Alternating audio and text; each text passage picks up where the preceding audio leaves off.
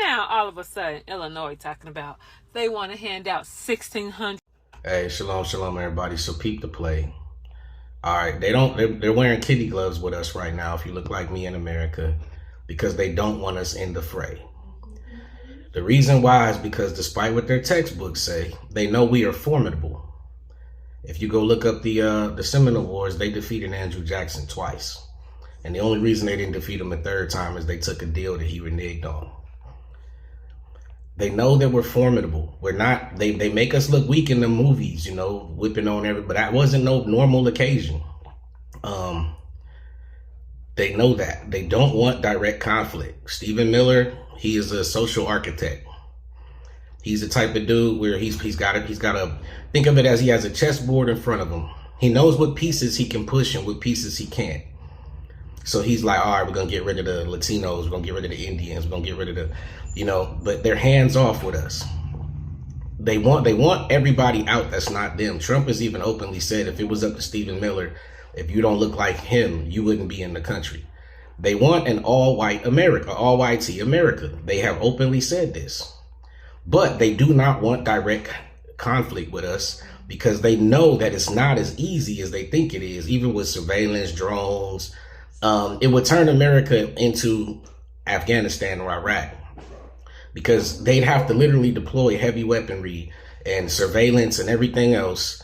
And if we switch to guerrilla tactics, which they're not built for, that's why the Iraqis and the Afghanis were able to keep them on their toes for over 20 years. They never were completely able to crush those people. They know if it comes to that, then the country would be destabilized and it would bring international intervention. They don't want that. What they're going to try to do, my prediction, they're going to have a bunch of people go in and take these free DNA tests. They're going to run a pilot program. And eventually they're going to say, okay, listen, we were wrong. Slavery was wrong. We should have never brought y'all from Africa. But now we have DNA science to tell you exactly where you're from. And these African nations are willing to take you.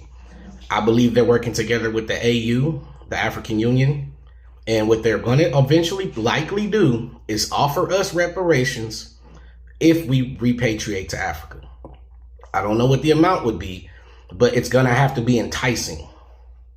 They're going to try to buy out your sovereignty. They're going to say, look, it's going to have to be a number that makes everyone happy, because there's going to be some people who have more in assets in America than they can pay out. So they might come with, you know, $250,000 a person or $300,000, or they may even offer like a resettlement fund where they'll put it all in a pot and have the African Union manage it or something to that nature. But here's the trap. We're not African. That's number one. Number two, anybody who refuses the deal and says, nah, I ain't going to Africa, I don't want the reparations, they're gonna likely justify saying, well, then you can't complain about slavery anymore. You got to shut up about it. And any mistreatment you receive is your choice, because we offered to send you home and pay you. So now we could whoop your ass, do whatever we want because you refuse to leave, right? And then what Africa would essentially do is bring us in, not as citizens, but as naturalized. And we won't be able to participate in politics. Even if we start going over there building schools and stuff like that, all of a sudden new permits, zoning, governing changes and all of that, you go build a whole city and then they'll say we're confiscating it because the African government needs it. And they'll basically rob us again. And we'll be second-class citizens that don't speak any African languages.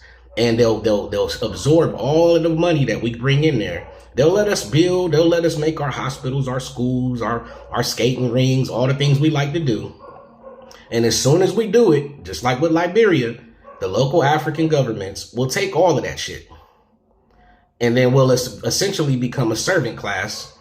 Now, notice they're banning the specific African regions that they claim we're from. They claim we're from from West Africa. They're banning Nigerians, Kenyans. They're looking at Cameroon. Why? Ghana. They're going to start banning a lot of African nations' passports. Because if we're absorbed into Africa, we give up U.S. citizenship by default. So they're buying us out. That's what I suspect they're going to do. In doing so, we end up in Africa. All these African countries are banned from Europe, Dubai, and everywhere else. Now we can't travel freely. especially if Asia follows, the Philippines, Thailand, if they follow along like they normally do, will essentially be banned from leaving Africa. So we'll be sitting in Africa, divested of our money, under African rulership, with no exit strategy and no international backing.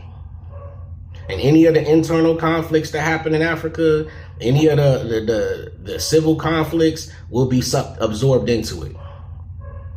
What they're trying to do is the same thing they did before. They're trying to divest us of everything that we have and sell us off to another group.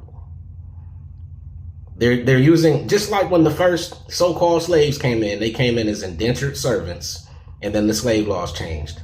We're going to go there as repatriated Africans, and then we're going to be locked out of the world economy, under the pressure cooker of Africa's unstable politics, amongst hostile Africans who already don't like us.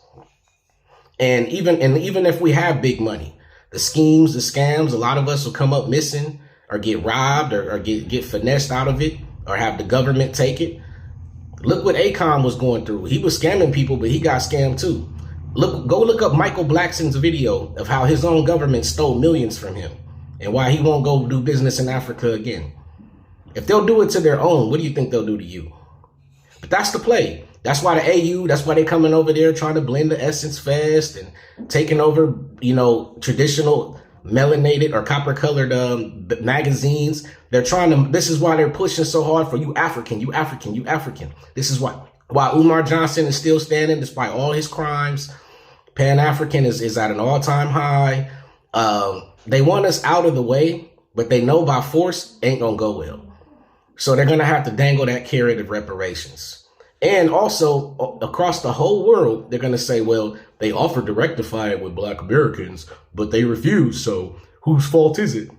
Case closed. I see the play. And if they try to make that move, I'm telling you now, we are out of the curses. People don't believe me, but we are out of the curses. They're going to try, and we're out of the curses. And in trying to make that move, the moment even a handful of us step foot in Africa and take that deal, Africa's going to have a lot of judgment. They're going to get godsmacked. Once again, I said, every time you do a deal with the devil, the house wins.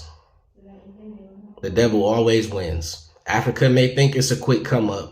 Usurp the reparations, bring in our 1.7 trillion spending power, bring in our intellectual property, intellectually colonize our dances, use us to promote their countries, because that's what people use us for. We're walking advertisements. The so-called Black American, everywhere he goes, from America to Korea all of a sudden gets K-pop and rappers, and China got rappers, Philippines got rappers, and we get intellectually colonized by everybody, but loved by none.